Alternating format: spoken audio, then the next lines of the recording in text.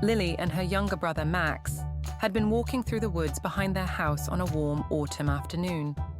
Their small dog, Charlie, bounded happily ahead, his paws kicking up leaves as he ran in circles. I bet I can catch him. Max shouted, laughing as he tried to chase Charlie. Lily smiled and shook her head. You know he's faster than both of us. She teased, keeping a firm grip on the leash she held loosely in her hand. The trail was narrow and winding, the trees arching above them like a canopy of gold and orange. It was the perfect day, until everything changed in an instant. Charlie, darting ahead, suddenly stopped, his nose twitching at the ground. Then, without warning, he scrambled forward and disappeared into a hidden hole in the ground, his small yelps echoing from below. Charlie! Lily shouted, her heart pounding as she rushed to the edge of the hole. Max froze. Oh no, Lily! He's in there!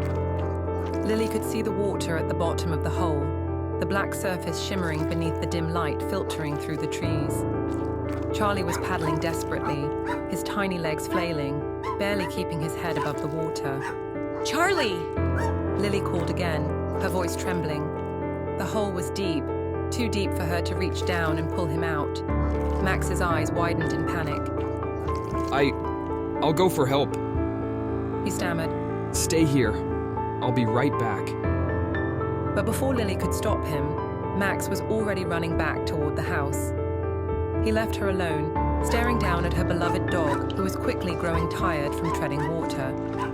Lily's mind raced. The hole was too deep for her to climb down into and too narrow to fit through. But she couldn't just stand there and wait.